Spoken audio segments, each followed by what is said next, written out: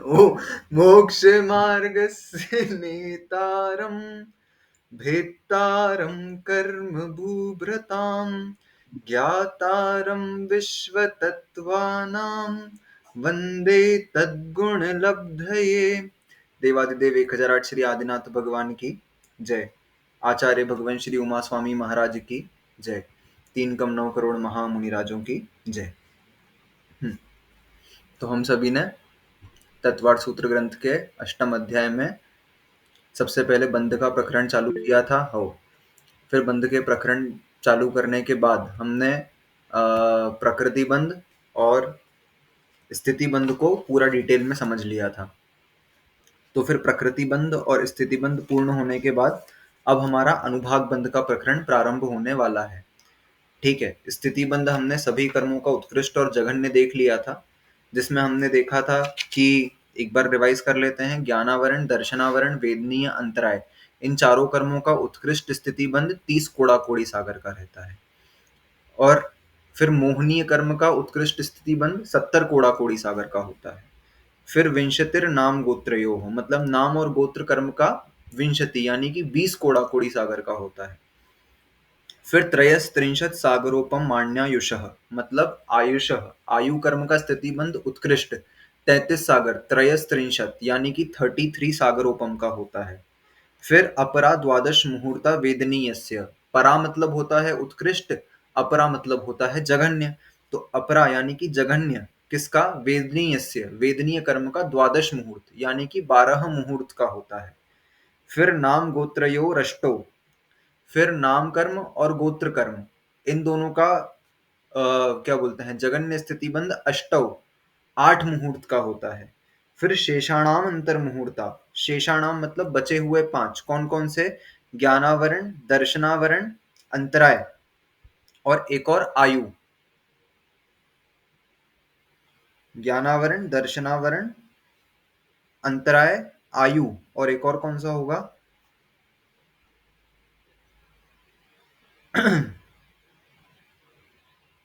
ज्ञानावरण, दर्शनावरण, मोहनीय, आयु और अंतराय। ठीक है, इन 5 कर्मों का जगन्य स्थिति बंध अंतर मुहूर्त मात्र का होता है। इसके बाद ये स्थिति बंध का प्रकरण पूर्ण होने के बाद अपने को अनुभव बंध का, अनुभाग बंध का प्रकरण चालू करना है। तो इसके लिए सूत्र नंबर 21 देखेंगे। विपाकोनुभवः, विपाकोनुभवः, विपाकोनुभवः, हितेन बोलोगे?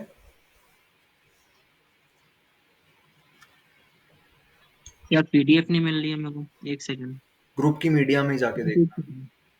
नहीं, मेरे को मिल गई है। या रहने दो, अगले वाले सूत्र से बोलना। ठीक है, हाँ, मैं बोल रहा हूँ। विपाकोन भवः। ठीक है। क्या लिखा है? विपाक, कर्म का विपाक यानी फल देना, पकना।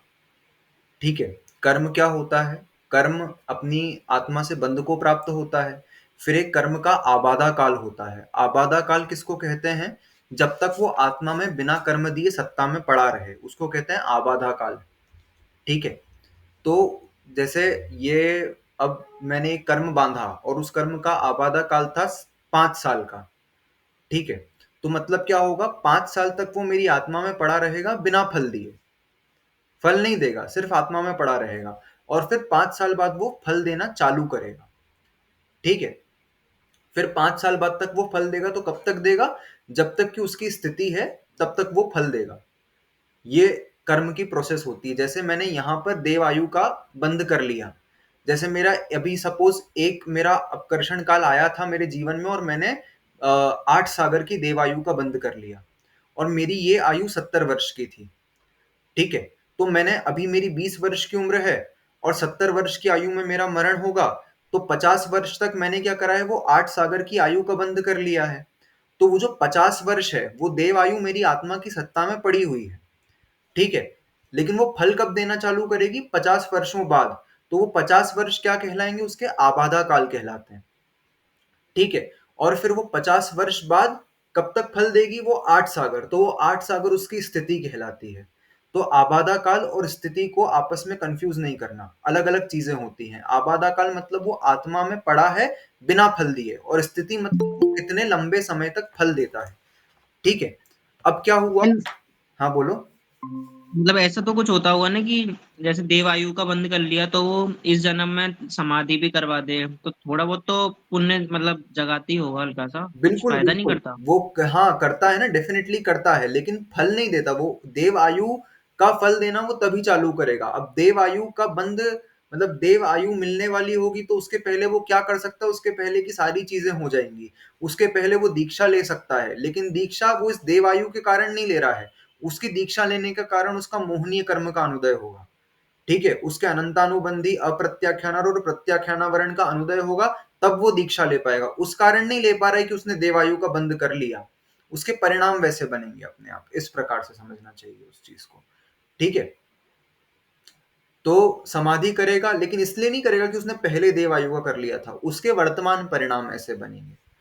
ठीक है, तो ये आबादा काल होता है, मतलब कर्म आत्मा में पड़ा हुआ है बिना फल दिए, और फिर उसके बाद वो फल देना स्टार्ट करेगा। तो अपनी स्थिति बंद उसने जितना करा है, जैसे देव आयु बांधी मैंने 8 सागर की, तो वो 8 सागर उसका स्थिति बंद कहलाएगा। ठीक है, अब क्या हुआ? 8 सागर तक उसने अपना फल दिया, फिर क्या हुआ? वो कर्म आत्मा से निर्जरित हो जाएगा, झर जाएगा, पक जाएगा। उसको ही कहते हैं कर्म का विपाक। ठीक है, मतलब जैसे मेरी मनुष्य आयु का उदय चल रहा है, सपोज ये 60 वर्ष की है, तो 60 वर्ष तक ये फल दे रही है, फिर ये पक करके झर जाएगी।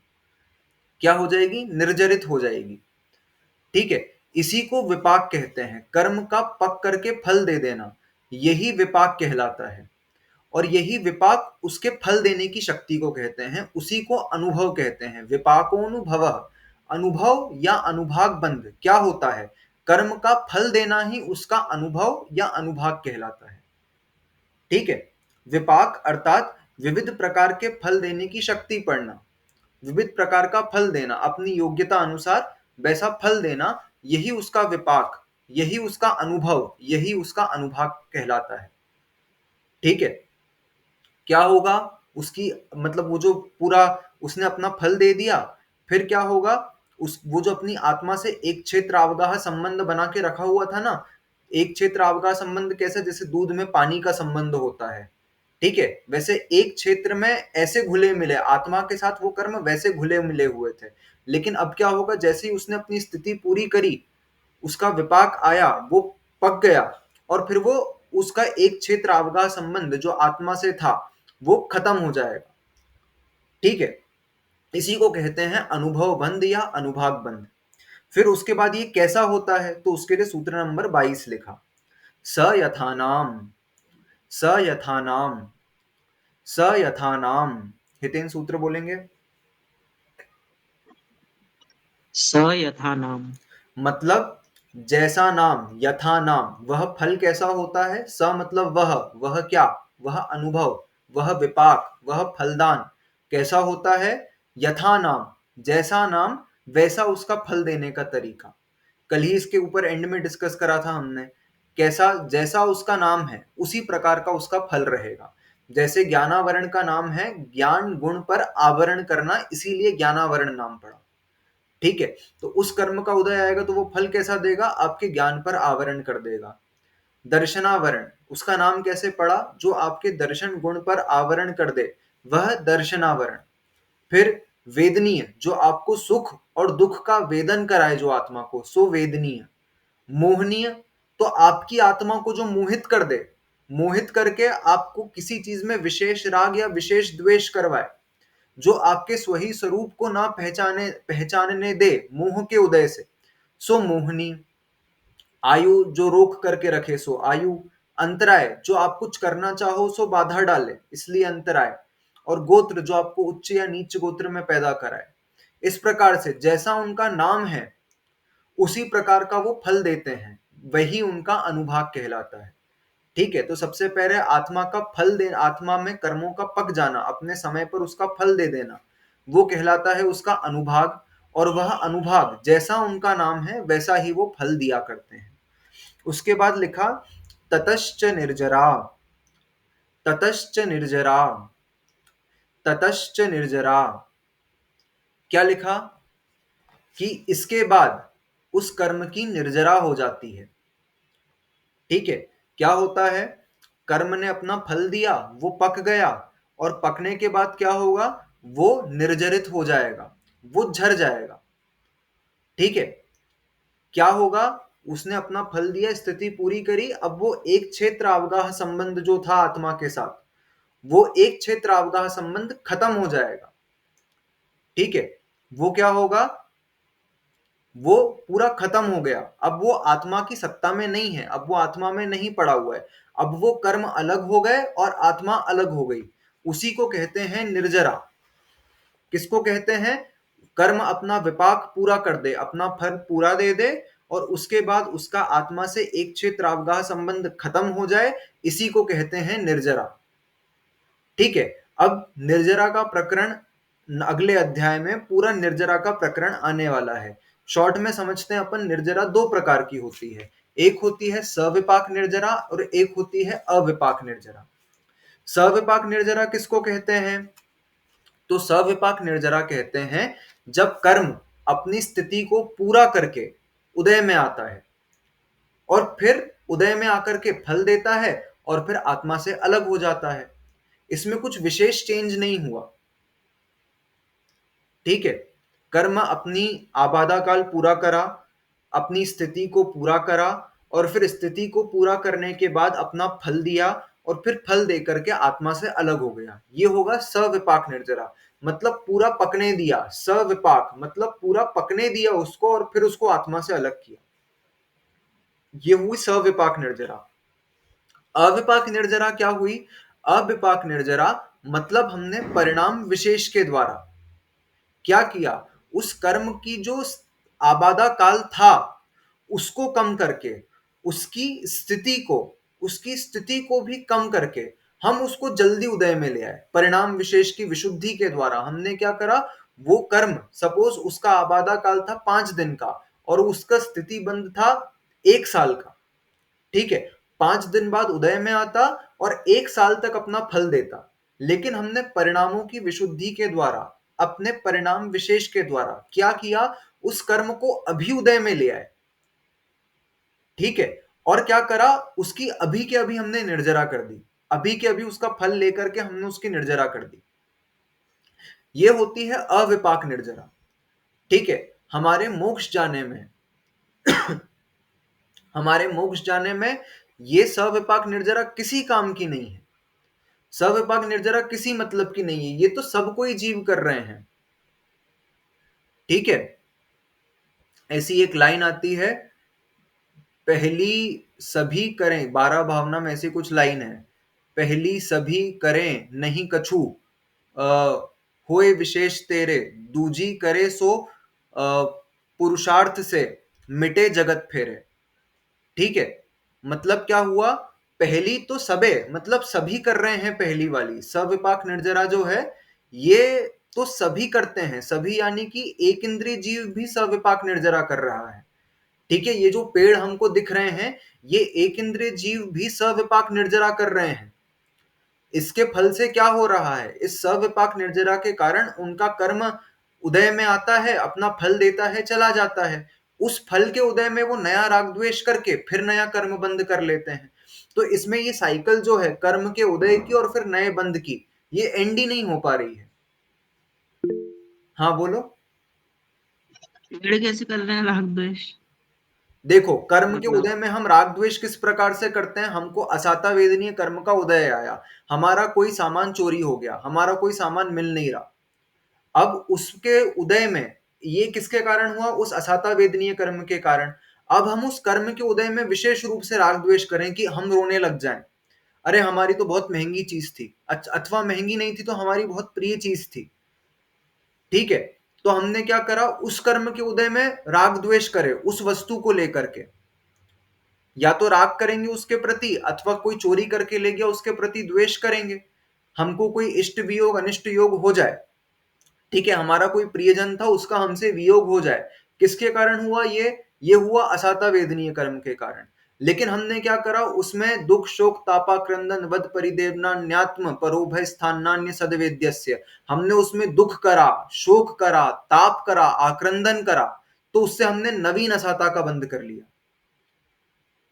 ठीक है, तो कर्म के उदय में, जैसे ही कर्म का उदय आया, उसमें हमने विशेष राग द्वेष परिणाम करके नए कर्म का भी बंद कर लिया, तो ये साइकिल एंड नहीं हो पाई ना। अगर पेड़ कटाया, फ्लावर तोड़ा, तो उस पेड़ के जीव का असाता कर्म है, बिल्कुल डेफिनेटली उसका असाता कर्म का उदय है। उसको कोई काट रहा है तो उसके असाता कर्म का उदय है, लेकिन वो चुपचाप उसको सहन कर रहा है, लेकिन उसके मन में तो संक्लेशता होती होगी ना, जैसे दर्द होता है, उस चीज को दर्द, मतलब उसको वैसे विशेष कह नहीं पा रहा उसको, लेकिन उसकी आत्मा में उस चीज का कष्ट हो रहा है। ठीक है, वो उसके असाता का उदय है, तो उस असाता के, शारीरिक हाँ हाँ, जैसे हमें शारीरिक दर्द दिख जाता है, लेकिन छोटे हाँ, इंद्रिय वालों को कैसे दिखता होगा वो नहीं शारीरिक? दिख पा रहा ना। आत्मा में तो होता ही होगा। हाँ, तो वो उनके असाता का उदय है, और उसी के फल स्वरूप वो क्या कर रहे हैं, उसी के फल स्वरूप वो नवीन कर्म का बंद कर रहे हैं। हर संसार का हर प्राणी नए कर्म का उदय, मतलब पुराने कर्म का उदय आ रहा है, और नए कर्म का वो उस उदय में बंद करता जा रहा है। तो ये जो है, ये सविपाक निर्जरा की साइकिल है, ये साइकिल कभी एंड नहीं होगी। तो सविपाक निर्जरा कभी भी मोक्ष का कारण नहीं बनेगी। अब हम क्या करें, अब विशेष व्रत इत्यादि के परिणाम करें, ध्यान करें, तप करें, तो क्या होगा, हम जो बाद के कर्म थे उनको परिणाम विशेष के द्वारा अभी उदय में ले आएंगे। ठीक है, उनकी हम अविपाक निर्जरा कर देंगे, मतलब उनका पकने का समय नहीं आया था उन कर्मों का, और हमने क्या करा, उनको पहले पका करके और उसकी निर्जरा कर दी, है ना। तो उससे क्या होगा, अब उससे जो हम भवों भवों के बांध के रखे हुए हैं कर्म, अनंत भवों के कर्म हमने जो बांध के रखे हुए हैं, उन कर्मों का उदय हम जल्दी ला करके पुराने कर्मों को जल्दी जल्दी खत्म करेंगे, और जल्दी जल्दी खत्म करने के कारण वो हमारी मोक्ष का कारण बनेंगे। ठीक है, अब क्योंकि हम वो समता परिणाम, तप, ध्यान इत्यादि के माध्यम से कर रहे हैं, तो हम वो जो कर्मों का उदय आएगा, उस कर्मों में हमारे राग द्वेष परिणाम नहीं हो रहे हैं, और राग द्वेष परिणाम नहीं होने के कारण हमारा नवीन कर्मों का बंध नहीं हो रहा है। ठीक है, तो नवीन कर्म बंध नहीं रहे हैं, हमने उनका तो संवर कर दिया, और पुरानों की जल्दी जल्दी निर्जरा करते जा रहे हैं। तो ये संवर पूर्वक निर्जरा हमारे कर्मों को जलाने का, हमारे कर्मों को नष्ट करने का साधन बन जाएगी। ठीक है, जैसे अपन बोलते हैं ना कि अ, क्या कोई अनादि मिथ्या दृष्टि जीव है। भरत चक्रवर्ती के जो पुत्र थे, वो भरत चक्रवर्ती के पुत्र क्या था, वो नित्य निगोद से निकल करके, उन्होंने कभी और कोई पर्याय देखी नहीं थी, वो नित्य निगोद से निकल करके सीधे भरत चक्रवर्ती के पुत्र बने थे। ठीक है, नित्य निगोद से क्या होता है, नित्य निगोद से जीव निकलता है, पृथ्वी का एक, जल का एक, वायु का एक, अग्नि का एक, वनस्पति का एक, ऐसा बनता है। फिर उसके बाद वो 2 इंद्रियों में जाता है, फिर 3 इंद्रियों में जाता है, फिर 4 इंद्रियों में जाता है, फिर असंगी पंचेंद्री, फिर संगी पंचेंद्री। इस बीच में कभी 2 इंद्री से निकल ही नहीं पाया, कभी 3 इंद्री से निकल ही नहीं पाया। ठीक है, कभी 2 से असंगी तक पहुंचा, फिर वापस 1 इंद्री में आ गया। ये साइकिल चलती है। ठीक है, it is completely based on luck, कि आप पहुंच पाते हो कि नहीं पहुंच पाते हो वहां पर। नित्य निगोद से हर 6 महीने 8 समय में 608 जीव निकलते हैं। ठीक है, तो अब आप एक पॉपकॉर्न जैसा समझो, पॉपकॉर्न एक, उसमें बड़ी सी कढ़ाई वो होती है ना, उसमें रखे हुए हैं, और क्या हो रहा है कि पॉपकॉर्न पक करके निकल रहा है।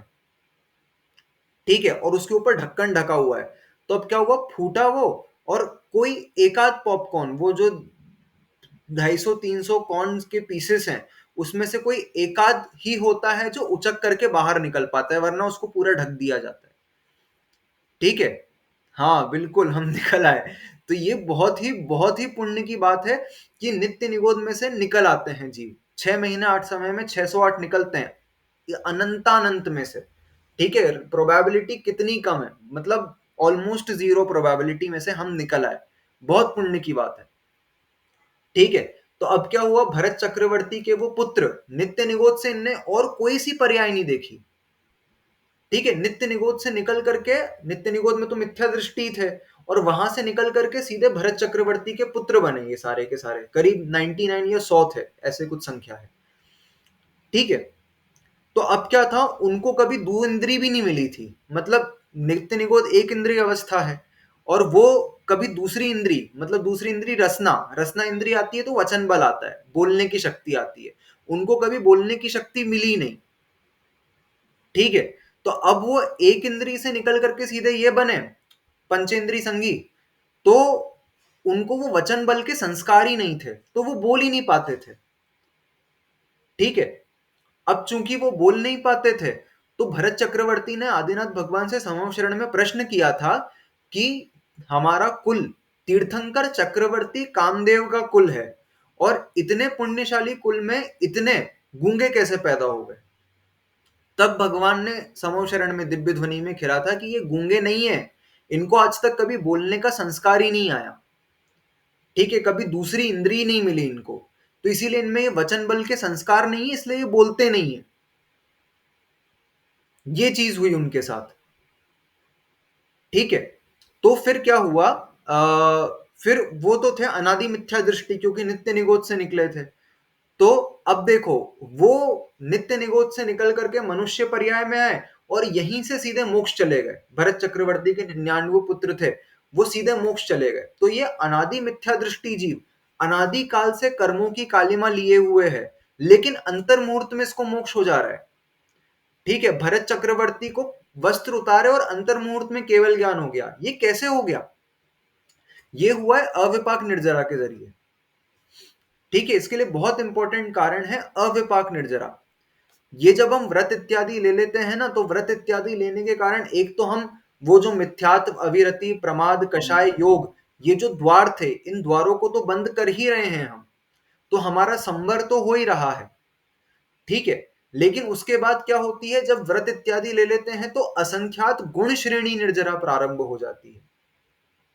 मतलब प्रति समय असंख्यात गुणी कर्मों की निर्जरा हो रही है। जैसे एग्जाम्पल के लिए देखें, पहले समय में 2 कर्म की निर्जरा हुई, फिर हम दुगनी दुगनी करते चलेंगे।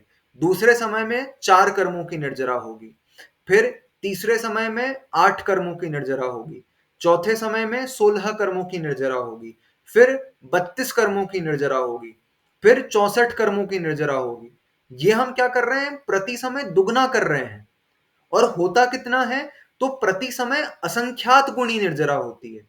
हर पिछले समय से असंख्यात गुणा कर्म अगले समय में निर्जरा को प्राप्त होते हैं। तो जब ये असंख्यात गुण श्रेणी निर्जरा होती है ना व्रत लेने पर, तब उस समय में क्या होता है कि हमारे जो अनादि काल के जितने कर्म हमारे आत्मा में हैं, उनकी निर्जरा इसी निर्जरा के थ्रू हो पाती है। ठीक है, यही वो निर्जरा, ये असंख्यात गुण श्रेणी, प्रति समय असंख्यात गुण श्रेणी निर्जरा करी जाए तो अंतर मुहूर्त में सारे कर्मों को नष्ट किया जा सकता है। ठीक है, तो इसीलिए ये अनादि मिथ्या दृष्टि जीव आज तक कभी सम्यक दर्शन भी नहीं हुआ, लेकिन अंतर मुहूर्त में मोक्ष पहुंच जाते हैं ऐसे जीव। ठीक है, तो ये होता है अविपाक निर्जरा। यही अविपाक निर्जरा आपके मोक्ष का कारण बनती है। ठीक है, ये हमने समझा अनुभाग बंध। अनुभाग बंध ध्यान रखना, एक स्थिति बंध के लिए समझो। स्थिति बंध में क्या था, स्थिति बंध में 3 प्रकृतियां देखो, देवायु, मनुष्यायु और तिर्यंच आयु। जब हम विशुद्ध परिणाम करते हैं तब क्या होता है, इन 3 कर्मों की स्थिति तो ज्यादा बनती है, और फिर क्या होता है, बाकी जो ये हो गए 148 होती हैं कुल, तो इन 3 की स्थिति अधिक बंधेगी जब हम विशुद्ध परिणाम करेंगे, और बाकी जो 145 हैं उनकी स्थिति कम बंधती है। और अनुभाग बंध में क्या, और संक्लेश परिणाम करने पर क्या होगा, देवायु, मनुष्यायु और तिर्यंच आयु, इनकी स्थिति कम बनती है, और बाकी जो वो हैं उनकी स्थिति ज्यादा बनती है। और अनुभाग बंध में फिर पुण्य और पाप प्रकृतियों के हिसाब से देखा जाता है। जब हम विशुद्ध परिणाम करेंगे तो पुण्य प्रकृतियों का अनुभाग अधिक बंधेगा। ठीक है, उनकी फल देने की शक्ति अधिक बंधेगी, और पाप प्रकृतियों का अनुभाग कम होगा। और जब हम संक्लेशित परिणाम करेंगे तो पाप प्रकृतियों का अनुभाग बढ़ता है और पुण्य प्रकृतियों का अनुभाग कम होता है। ठीक है, इसीलिए भले हम कोई पाप क्रिया भी करनी पड़ रही है हमको, लेकिन परिणामों की विशुद्धता के साथ करेंगे, तो वो जो पाप क्रिया बंध रही होगी ना, पाप कर्म बंध रहे होंगे, उन पाप कर्मों का अनुभाग कम कम बनता जाएगा। ठीक है, इसलिए निरंतर परिणामों की विशुद्धि अनिवार्य होती है। ये हमने अनुभाग बंध को समझ लिया। अब अनुभाग बंध के बाद कौन कौन से बंध हो गए? प्रकृति बंध का वर्णन पूरा हो गया, फिर स्थिति बंध का पूरा हो गया, अनुभाग बंध का पूरा हो गया, बचा एक कौन सा, क्या कहते हैं, प्रदेश बंध। तो प्रदेश बंध का प्रकरण यहां पर हम चालू कर रहे हैं। नाम प्रत्ययाः सर्वतो योग विशेषास् सूक्ष्मैक क्षेत्रावगा स्थिताः सर्वात्म प्रदेशेष्वनन्तानन्त प्रदेशाः। नाम प्रत्ययाः सर्वतो योग विशेषात् सूक्ष्मैक क्षेत्रावगाः स्थिताः सर्वात्म प्रदेशेष्वनन्तानन्त प्रदेशाः। नाम प्रत्ययाः सर्वतो योग विशेषात् सूक्ष्मैक क्षेत्रावगाः स्थिताः सर्वात्म प्रदेशेष्वनन्तानन्त प्रदेशाः। ठीक है, अब इसको समझते हैं। ये प्रदेश बंधु को समझाने के लिए सूत्र लिखा। तो सबसे पहले उन्होंने कुछ क्वेश्चंस करे और उस क्वेश्चन का आंसर इस सूत्र में करा। तो उन्होंने सबसे पहले लिखा कि ये प्रदेश बंध सबसे पहले तो किस रूप में होता है। तो पहला क्वेश्चन है, किस रूप में प्रदेश बंध होगा? तो नाम प्रत्ययाः। नाम प्रत्ययाः मतलब अपने नाम के अनुरूप उनका प्रदेश बंध होता है। मतलब परमाणु ज्ञानावरण, दर्शनावरण आदि नामों के अनुरूप विभाजित हो जाते हैं। परमाणु जो कर्म वर्गणाएं थी, वो कर्म वर्गणाएं कर्म रूप परिणमित हुई और फिर वो नाम के अनुरूप, इन नामों के अनुरूप डिस्ट्रीब्यूट हो गई। ज्ञानावरण, दर्शनावरण, वेदनीय, मोहनीय, अंतराय, आयु, नाम और गोत्र। तो नाम प्रत्ययाः मतलब वो नाम के अनुरूप डिस्ट्रीब्यूट हो जाती है। फिर उसके बाद इसका कब बंद होता है? तो उसके लिए लिखा सर्वतो। ये प्रदेश बंद कब होता है? तो सर्वतो मतलब सर्वकाल में होता है। ऐसा कोई इसका विशेष समय नहीं है जब प्रदेश बंद होता है। ठीक है, प्रदेश बंद प्रति समय होता है। अब प्रति समय होता है तो किससे होता है? तो किस कारण से? तो योग विशेषात, योग आदि की विशेषता से ये प्रदेश बंद होता है। हमने पढ़ा था ना, प्रकृति बंध प्रदेश बंध योग के कारण, स्थिति बंध अनुभाग बंध कषाय के कारण। तो प्रकृति बंध योग की विशेषता के कारण, योग विशेषात। ठीक है, तो प्रदेश बंध का कारण योग। अब क्या होता है उसमें? तो उसमें सूक्ष्म, क्या लिखा है? सूक्ष्म के क्षेत्र अवगाह। तो सबसे पहले क्या हुआ? योग विशेषात सूक्ष्म क्षेत्रावगाह। तो ये जो आत्मा से सूक्ष्म कर्म परमाणु कर्म रूप परिणमित हो करके आत्मा से एक क्षेत्रावगाह संबंध बना लेते हैं। ठीक है, अपने अपने नाम अनुरूप परमाणु हर समय, सर्वतो यानी कि हर समय क्या करते हैं?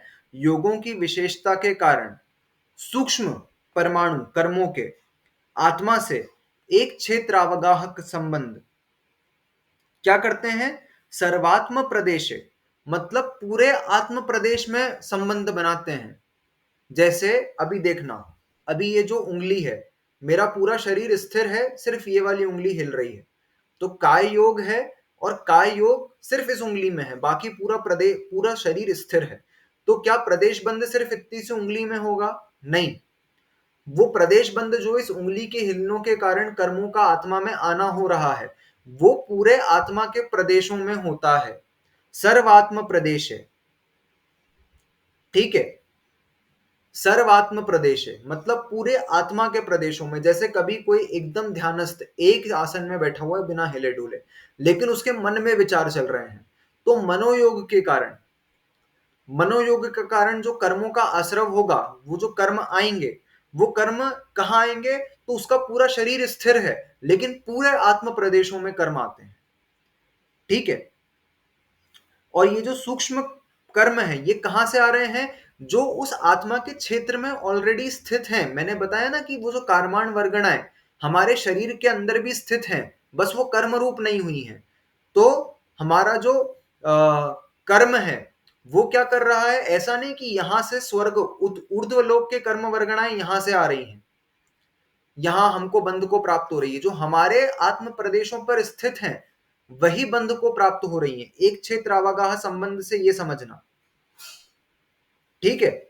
और पूरे आत्म प्रदेशों पे व्याप्त हो रही हैं। और अनंतानंत प्रदेशा, मतलब ये जो प्रदेश बंध है ये अनंतानंत परमाणुओं का होता है।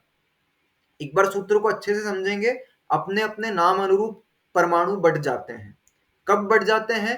तो सर्वतो, सदा काल ये बंद होता रहता है। किसके कारण होता है? तो योग विशेष के कारण। योग चेंज करते जाएंगे तो प्रदेश बंद योगों के कारण होता है। मेनली मनोयोग के कारण, वचन योग के कारण, काय योग के कारण सर्वकाल होता है। इसीलिए लिखा था क्या बोलते हैं, विग्रह गतौ कर्म योग। तो ऐसा नहीं समझे कोई कि विग्रह गति के दौरान कर्म बंद होता नहीं है। विग्रह गति में कार्माण काय योग होता है तो तब भी कर्म बंध निरंतर होता रहता है, ठीक है। सर्वतो इसलिए कभी नहीं रुकता है, एक समय के लिए भी रुकता नहीं है। तो योग विशेषता के कारण ये जो सूक्ष्म परमाणु हैं ये क्या करते हैं, जो एक क्षेत्र अवगाह, जो हमारी आत्मा पर ही अवगाहन करते हैं और वहीं बंध को प्राप्त हो जाते हैं। कि सर्वात्म प्रदेश है, आत्मा के हर प्रदेश पर क्या करते हैं, ये बंद हो जाता है। कितने परमाणुओं का? तो अनंतानंत परमाणुओं का। और अनंतानंत परमाणुओं के लिए क्या नाम दिया था? कौन बताएगा हैंड रेस करके? कितने परमाणु एक समय में बंद को प्राप्त होते हैं?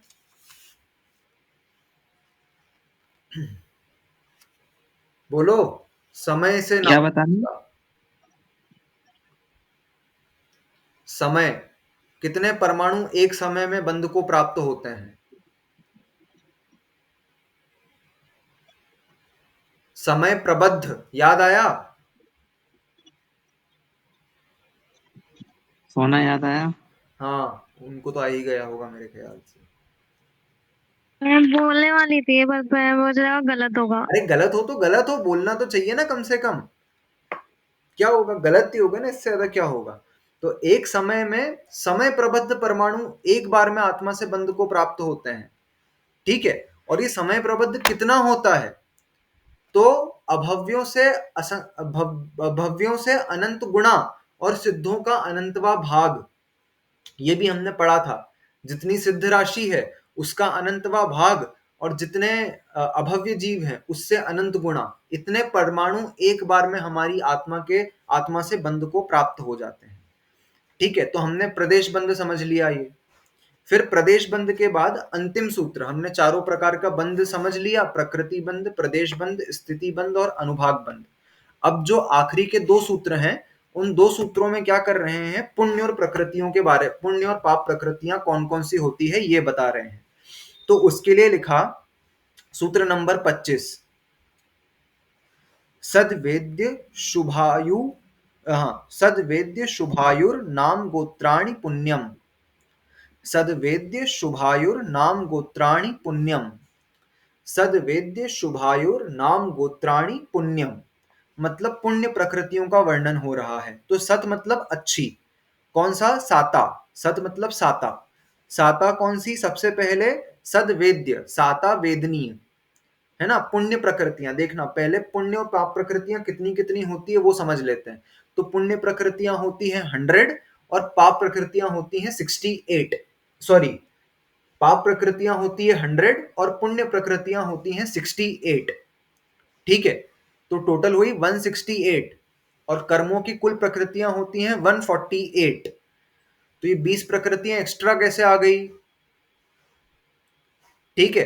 तो 20 प्रकृतियां एक्स्ट्रा ऐसे आ गई कि नाम कर्म की जो प्रकृतियां हैं, स्पर्श की 8, रस की 5, वर्ण की 5 और गंध की 2, कुल मिलाकर के जो 20 प्रकृतियां स्पर्श रस गंध वर्ण वाली हैं, इनको पुण्य में भी ग्रहण कर लेते हैं, पाप में भी ग्रहण कर लेते हैं, ठीक है। क्योंकि ये कोई विशेष ऐसी कोई नहीं है कि ये पाप ही है अथवा पुण्य ही है। किसी के लिए पाप रूप भी हो सकती है, किसी के लिए पुण्य रूप भी हो सकती है, ठीक है। तो ये जो स्पर्श रस गंध वर्ण की 20 प्रकृतियां हैं, इनको पुण्य में भी काउंट करते हैं और पाप में भी काउंट करते हैं, इसलिए 20 की संख्या एक्स्ट्रा हो रही है, ठीक है। तो पाप प्रकृतियां होती है 100 और पुण्य प्रकृतियां होती है क्या बोलते हैं 68। हाँ अंकेश भैया। तो फिर अपन ये जो ये पुद्गल विपाकी प्रकृतियां होती है ना 62, वो किसमें गिनते हैं? पुद्गल विपाकी प्रकृतियां डिपेंड करता है, जैसे कुल, एक मिनट रुक जाओ, मैंने जैसे वो फोटो भेजा हुआ है। पुद्गल विपाकी प्रकृतियों में कोई तो पुण्य प्रकृति भी हो सकती है और कोई पाप प्रकृति भी हो सकती है। जैसे संस्थान, संस्थान पुद्गल विपाकी प्रकृति है, ठीक है, संस्थान नाम कर्म। और ये संस्थान नाम कर्म में से एक क्या बोलते हैं, समचतुरस संस्थान, सिर्फ एक संस्थान पुण्य रूप है, बाकी सारे पाप रूप है। तो पुद्गल विपाकी प्रकृतियां डिवाइड हो सकती हैं, कोई पुण्य रूप होगी और कोई पाप रूप होगी, ऐसा, ठीक है। तो अपन देखते हैं, सबसे पहले पुण्य प्रकृतियों का वर्णन आया। तो पुण्य प्रकृतियां कौन कौन सी हैं?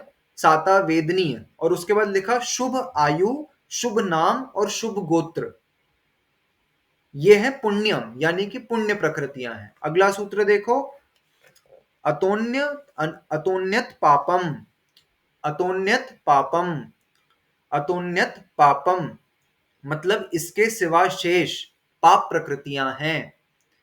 तो अब कौन कौन सी बची, एक बार अपन काउंट करेंगे। सभी ग्रुप में मैंने जो लास्ट के 2 फोटो भेजे हैं, पुण्य और पाप प्रकृतियों को मैंने टेबल पे बना के भेजा है, उसको खोल लेंगे। सबसे पहले शुभ आयु, हाँ, शुभ आयु में क्या आएगा? जो देव देव वाली है, मनुष्य वाली है, ऐसे ले सकते हैं शुभ आयु? हाँ शुभ आयु में वही गिनते हैं, अपन देखेंगे अभी, ठीक है। एक बार काउंट कर रहे हैं अपन सारी, फिर अपना ये अध्याय पूर्ण हो जाएगा। तो सबसे पहले पाप प्रकृतियां काउंट करेंगे। पाप प्रकृतियों में काउंट करेंगे तो कर्मों को 2 प्रकार में विभाजित किया गया, एक घातिया कर्म, एक अघातिया कर्म। तो ये जो घातिया कर्म है ना, क्योंकि यह आत्मा के अनुजीवी गुणों का घात कर रहा है। अनुजीवी गुण मतलब जिनके बिना जीव बचेगा ही नहीं, जीव का जीवत्व ही नहीं रहेगा। ज्ञान के बिना जीव का जीवत्व ही नहीं है, दर्शन के बिना जीव का जीवत्व ही नहीं है। तो क्योंकि ये घातिया कर्म जीव के अनुजीवी गुणों का घात करते हैं, इसीलिए घातिया सारे के सारे, कौन कौन से, ज्ञानावरण के 5, दर्शनावरण के 9, मोहनीय के 28 और अंतराय के 5, कुल हो गए 47। ये सारी की सारी 47 घातिया कर्म की प्रकृतियां सब पाप रूप होती हैं, घातिया कर्म पुण्य रूप है ही नहीं। अब बात आई अघातिया कर्मों पर। तो अघातिया कर्मों में सबसे पहले एक गोत्र कर्म में से देखो तो नीच गोत्र पाप रूप है, ठीक है, नीच गोत्र पाप रूप है। आयु में से सिर्फ नरक आयु पाप रूप है, देवायु, मनुष्य आयु और तिर्यंच आयु ये तीनों पुण्य रूप होती हैं, ठीक है। वेदनीय में से एक साता असाता, तो इनने लिखा था सतवेद्य पुण्यम है, तो साता वेदनीय पुण्य है और असाता वेदनीय पाप प्रकृति है, ठीक है। तो ये कुल हो गई, देखो 47 वो और 3 इसकी, कुल हो गई 50। बचा एक नाम कर्म, तो बची नाम कर्म की 50 पाप प्रकृतियां होंगी। कौन कौन सी होगी? तो सबसे पहले देखो, हमने क्या बोला, स्पर्श रस गंध वर्ण की 20 प्रकृतियां, तो वो 20 को अलग गिन लो। फिर उसके बाद संस्थान, तो संस्थान में से समचतुरस संस्थान एक पुण्य रूप, बाकी पांचों पाप रूप, ठीक है। सहनन, तो सहनन में से वज्र वृषभ नाराज सहनन वो पुण्य रूप, और बाकी पांचों सहनन पाप रूप। फिर हमने एक सूत्र देखा था, वो सूत्र कौन सा था, क्या बोलते हैं, नाम कर्म का।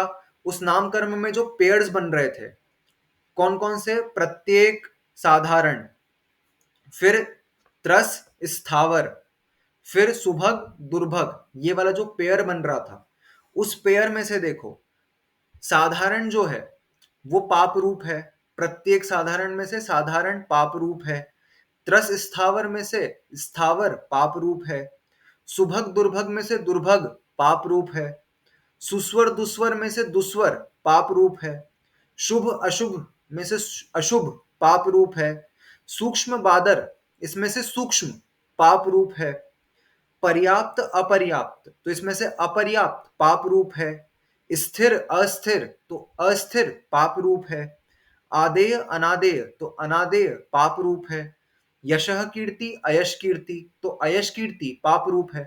तो ये साधारण आदि 10 को एक साथ गिन लिया, ठीक है। साधारण आदि 10 प्रकृतियां ये एक साथ 10 पाप रूप हो जाएगी। फिर उसके बाद और कौन सी, गति में से 2 पाप रूप है, कौन कौन सी, नरक गति और तिर्यंच गति, ठीक है। आनुपूर्वी में से क्योंकि यही दो पाप रूप थी, तो नरक गत्यानुपूर्वी और तिर्यंच गत्यानुपूर्वी ये पाप रूप हो जाएगी। फिर जाति, 5 जाति नाम कर्म होते हैं, 1 इंद्री, 2 इंद्री, 3 इंद्री, 4 इंद्री और पंचेंद्री। तो इसमें से 1 इंद्री से लेकर के 4 इंद्री पाप रूप, पंचेंद्री जाति पुण्य प्रकृति है। विहायो गति 2 प्रकार की होती है, प्रशस्त और अप्रशस्त। तो अप्रशस्त पाप हो जाएगी, प्रशस्त पुण्य हो जाएगी। और 2 प्रकृतियां हमने देखी थी, उपघात और परघात। तो उपघात यानी कि क्या, जिसके उदय से हमारे कोई शरीर ऐसे डेवलप हो जाए जिससे हम ही को घात हो जाए। जैसे हमारे नाखून ऐसे हो जाए जिससे हमको ही लग जाए, हमारे दांत आड़े टेढ़े उगने लग जाए और हमारी मसूड़ों को फाड़ें। ठीक है, किसी गाय इत्यादि के सींग ऐसे हो जाएं जो खुद को ही चुभें। तो ये उपघात नाम की जो प्रकृति थी, ये हो जाएगी पाप रूप, परघात हो जाएगी पुण्य रूप। ठीक है, तो इस प्रकार से ये कुल कितनी हो जाएगी, 50। तो कुल पाप प्रकृतियां हो गई 100। अब हो गई पुण्य प्रकृति को गिनेंगे। तो पुण्य प्रकृतियां घातिया कर्म में तो एक भी नहीं है, तो घातिया कर्म की 0। अगली टेबल खोलना सभी। घातिया कर्म की पुण्य प्रकृतियां 0। गोत्र में एक उच्च गोत्र पुण्य प्रकृति है। आयु में हमने देखा था नरक पाप है, तो देव, मनुष्य और तिर्यंच ये पुण्य है। फिर वेदनीय, वेदनीय एक, साता वेदनीय पुण्य है। ठीक है, अब नाम कर्म की बची 63। तो 63 में से देखना, एक समचतुरस संस्थान और एक वज्र वृषभ नाराज सहनन, ये दोनों एक एक। प्रत्येक, हमने जो देखा ना, प्रत्येक, साधारण, त्रस, स्थावर, सुभग, दुर्भग, तो इसमें से जो अच्छी वाली है, जैसे प्रत्येक शरीर, त्रस, सुभग, सुस्वर, ठीक है, शुभ, फिर उसके बाद बादर, और फिर आदेय, स्थिर, यशकीर्ति, ये जो प्रकृतियां हैं ये है पुण्य प्रकृति। तो प्रत्येक आदि जो पेयर्स में बनती हैं वो 10 एक साथ गिन ली अपन ने। फिर स्पर्श रस गंध वर्ण की क्या बोला, ये पुण्य भी है और ये पाप भी है। तो स्पर्श रस गंध वर्ण की 20 एक साथ गिनो, उसमें से देखते जाना सभी, तो आराम से समझ में आएगा। गति हो गई 2, कौन कौन सी, तो नरक और तिर्यंच गति पाप में ली थी, तो अपने को देव और मनुष्य गति पुण्य में ले ली। इसीलिए 2 आनुपूर्वी, नरक देव गत्यानुपूर्वी और मनुष्य गत्यानुपूर्वी, ये पुण्य में ले ली। जाति, तो अपन ने देखा था 4 जाति, 1 इंद्री, 2 इंद्री, 3 इंद्री, 4 इंद्री, ये 4 थी पाप, तो पंचेंद्री जाति हो गई पुण्य। फिर अप्रशस्त और प्रशस्त विहायो गति में से अप्रशस्त थी पाप, तो प्रशस्त हो गई पुण्य। उच्छ्वास, हाँ उच्छ्वास एक प्रकृति जिसके कारण हम सांस ले पा रहे हैं, तो उच्छ्वास हो गई पुण्य। फिर उसके बाद परघात, तो उपघात हमने पाप में देख लिया था, परघात है पुण्य, क्योंकि उसके कारण से जीव अपनी रक्षा कर पाते हैं, तो वो पुण्य। अंगोपांग, तो 3 अंगोपांग, ये जो अंगोपांग बने हैं ये पुण्य के कारण बने, नहीं तो नहीं बनते। ठीक है, तो अंगोपांग की 3 कौन कौन सी, औदारिक, वैक्रियक और आहारक अंगोपांग, ये हो गई पुण्य। फिर शरीर, पांचों शरीर पुण्य रूप।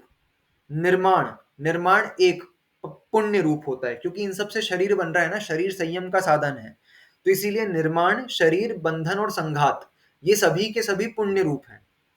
ठीक है, बंधन संघात की 5-5 मिला के 10 पुण्य रूप हो गई। फिर आतप, उद्योत, ये दोनों पुण्य रूप हैं, आतप और उद्योत दोनों पुण्य रूप हैं। और बची फिर आखिरी सबसे बढ़िया वाली जो प्रकृति है, तीर्थंकर प्रकृति, वो भी पुण्य रूप है। ठीक है, एक बार इसको रिपीट करके आप लोग सुनेंगे और फिर नाम कर्म पढ़ने के साथ साथ साथ में देखते जाएंगे, तो फिर और अच्छे से समझ में आएगा कि कौन सी प्रकृति पुण्य रूप है, कौन सी पाप रूप है। अगर नाम कर्म की प्रकृतियां सूत्र से हमको ध्यान में है, तो हम बिना इसको देखे, इस टेबल को देखे बता सकते हैं कि कौन सी पुण्य रूप है और कौन सी पाप रूप है, सिर्फ नाम सुन के हम बोलते जाएंगे। ठीक है, इतना आसान है। तो इसी के साथ अपना प्रकृति बंद। एक पूछना है, हाँ बोलो। एक पूछो, कोई रैंडम पूछो, पाप या पुण्य, बस एक। अच्छा, एक ही रैंडम पूछूं, 1 मिनट रुकना। इसी मतलब, ये चलो बाद में कर लेंगे ये चीज। नहीं नहीं, कोई सा भी आराम से हो जाएगा। मैं बताता हूँ, आदेय नाम कर्म। आधे, उसमें अंदर था क्या कोई? अंदर था नहीं, अंतर कोई नहीं है, आदेय इकलौती आदेय। आ, पाप कर्म थी ना? नहीं, आधे, आदेय मतलब शरीर में तेज आना। आदेय अच्छा को वो, उल्टा अनादेय, हाँ तो आदेय पुण्य और अनादेय पाप। ठीक है, हाँ हाँ, ठीक। जैसे सुस्वर अच्छा स्वर होना पुण्य हो जाएगा। पुण्य हो जाएगा और दुस्वर पाप हो जाएगा। ठीक है, अब तीर्थंकर पुण्य obviously है। है ना। तो इस प्रकार से बस हमको बस नाम और उनका मीनिंग पता हो कि वो क्या हाँ, कर, वो नाम से ही समझ आ जाता है वो चीज। हाँ, कि वो पुण्य हाँ। रूप होगी कि पाप रूप होगी, इस प्रकार से अपन देखेंगे। तो इससे अपना पुण्य पाप और चारों प्रकार का बंध और इस वर्णन के साथ अपना अध्याय 8 आज हो गया है पूर्ण। ठीक है, तो अब किसी को कुछ डाउट है इस पूरे अध्याय में? नहीं है? हाँ बोलो। ये जैसे तिर्यंच आयु पुण्य में आई थी लेकिन गति पाप में आई थी, ऐसा क्यों? हाँ, इसलिए ऐसा क्योंकि तिर्यंच का शरीर मिलना ये अच्छी चीज नहीं है। ठीक है, तिर्यंच का शरीर बन रहा है, हम तिर्यंचों में जा रहे हैं, ये अच्छी चीज नहीं है। और ये बन करने का काम गति नाम कर्म का है। लेकिन आयु पुण्य में इसलिए आई क्योंकि ये जो 3 जीव हैं, देव मनुष्य और तिर्यंच, ये कम से कम व्रत मतलब देव तो व्रत नहीं ले सकते, लेकिन जिनेंद्र भगवान के साक्षात दर्शन करने की ये 3 ही गतियां हैं। ठीक है, इनका शरीर मिलना अशुभ है क्योंकि उससे वो पंचम गुण स्थान से ऊपर नहीं जा सकता। उस शरीर के सहायता से वो महाव्रत नहीं ले सकता, इसलिए वो शरीर अशुभ है। लेकिन वो जो पर्याय है, उस पर्याय में कम से कम उसको जिनेंद्र भगवान के साक्षात दर्शन हो सकते हैं, वो दिव्य ध्वनि सुन सकता है। तो मात्र एक नरक ही ऐसी पर्याय है जहां पर साक्षात जिनेंद्र दर्शन नहीं हो सकते। ठीक है, इन तीनों को कहीं ना कहीं धर्म का संग मिल जाएगा। देवों को भी मिलने के बहुत चांसेस हैं, मनुष्यों को मिलने के बहुत चांसेस हैं, तिर्यंचों को मिलने के बहुत चांसेस हैं। और नरक ही एक ऐसी गति है जिसमें ऐसा धर्म का चांस नहीं मिल पाएगा आपको, बहुत ही रेयर चांस है। वैसे तो यहाँ पे भी रेयर है, मगर नरक की प्रोबेबिलिटी में बहुत ज्यादा है। पहले अध्याय में था ना कि नरक में भी होता है कि देव सुनाने जाते हैं जाते हैं, केशव। हाँ, लेकिन वो मतलब बहुत रेयरली, एकदम ही किसी को पूर्व भाव का कोई स्मरण आ जाए तो आ जाए। ठीक है, लेकिन ऐसा होता नहीं है। जनरली क्या होता है कि वो लड़ाने ही जाते हैं बस तीसरे नरक तक आपस में। तो इसीलिए क्योंकि वो जिनेंद्र के साक्षात दर्शन कर सकते हैं और यहाँ पर धर्म श्रवण के उनको अच्छे मौके मिल सकते हैं, इसीलिए उस आयु को पुण्य रूप लिया। लेकिन वो शरीर संयम के लिए सहायक नहीं है, बाधक है, इसीलिए उस शरीर को पाप रूप लिया। ऐसा। और कुछ? एक डाउट है कि अंकित भैया की क्लास कैंसिल हो गई क्या वो वाली? कौन सी? कह रहे थे ना 5 मिनट पहले लेफ्ट कर दूंगा। हाँ, वो वही खत्म ही होने वाला था, इसीलिए उन्होंने सोचा कि रुक जाते हैं, मेरे ख्याल से हो सकता है। ठीक है, अपन जिनवाणी स्तुति करते हैं। हाँ बोलो। अपनी तो पर्सनल क्लास है, कभी भी हो जाएगी। अच्छा, ओके। अरे वो मेडिटेशन। अच्छा, मेडिटेशन वाला था क्या? ठीक है, ठीक है। मुझे लगा वो हाँ। सेमिनेर वाली है क्या, वो 12 वर्ष वाली। नहीं नहीं, नहीं वो तो नहीं, सिर्फ वो इतनी एग्जाम रात में टाइम पे थोड़ी होगी। होती है। वो सिर्फ एग्जाम टाइम पे हाँ। करते हैं, जैसे इंजीनियरिंग के बच्चे करते हैं वैसे। चलो अपन जिनवाणी स्तुति के लिए हाथ जोड़ेंगे। शास्त्र पठन में मेरे द्वारा यदि जो कहीं कहीं प्रमाद से कुछ अर्थ वाक्य पद मात्रा छूट गई, सरस्वती मेरी उस त्रुटि को कृपया क्षमा करें और मुझे कैवल्य धाम में मां विलंब धरें। वांछित फलदात्री चिंतामणि सदृश मात्र तेरा, वंदन करने वाले मुझको मिले पता मेरा। बोधि समाधि विशुद्ध भावना आत्म सिद्धि मुझको मिले और मैं पा जाऊं मां मोक्ष महासुख को। द्वादशांग जनवाणी मातेश्वरी की जय। चलो आप लोग लीव